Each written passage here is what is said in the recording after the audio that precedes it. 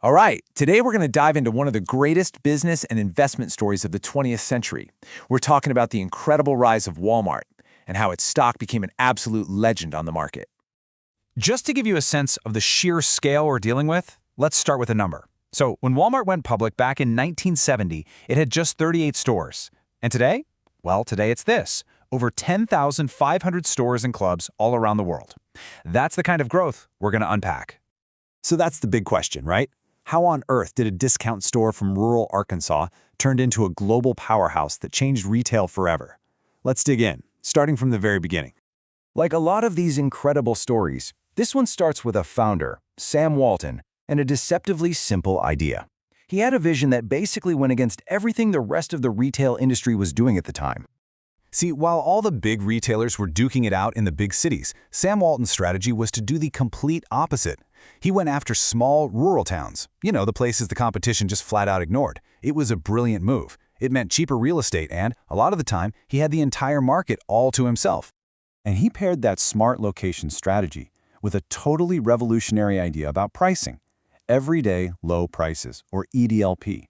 Instead of all the confusing sales and temporary deals, Walmart just promised one thing: consistently low prices.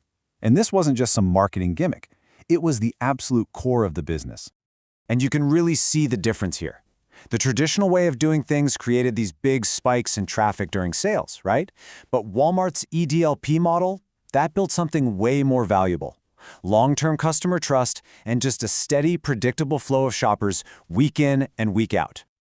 But look, a simple idea is one thing. To make it work on a massive scale, you need a seriously powerful engine.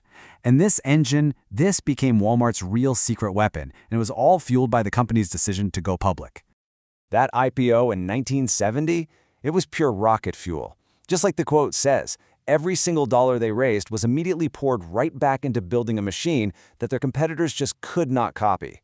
This was never about cashing out. It was all about building up. And this was the machine. It's kind of brilliant, really.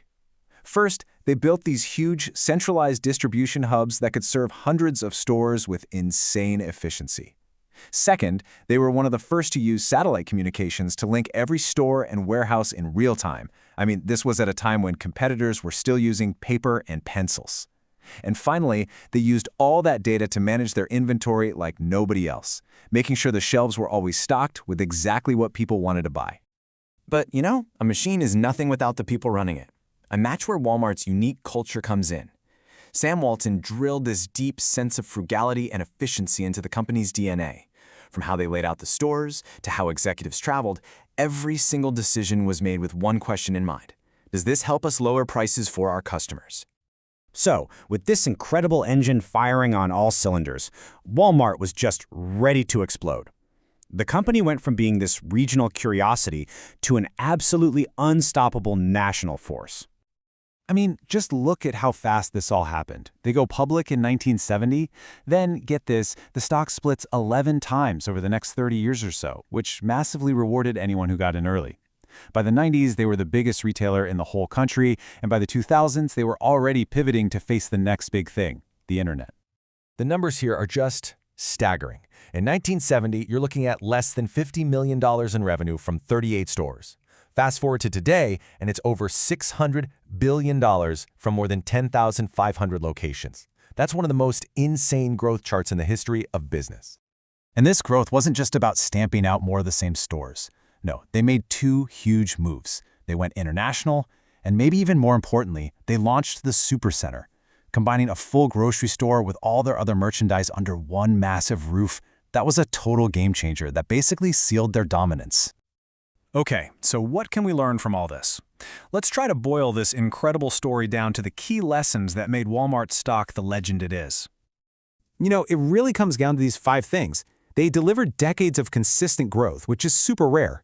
They had a huge head start with their supply chain technology. Their culture was a competitive weapon in itself. Their sheer size gave them pricing power that nobody else could touch. And, so importantly, they were able to adapt when new challenges like e-commerce came along. And what did all that mean for investors? Well, for decades, especially during its peak growth, Walmart didn't just beat the market, it absolutely crushed it. As you can see, owning Walmart stock was a fundamentally different and much better experience than just owning the broad market for a very long time. All right, so what are the big takeaways from all this? First, that operational excellence, the boring stuff like logistics, can be a more powerful defense for your business than any flashy product. Second, Walmart proved you can build a global empire on razor-thin profit margins as long as you have massive volume. And finally, the ability to adapt is what separates the long-term winners from just being a footnote in history.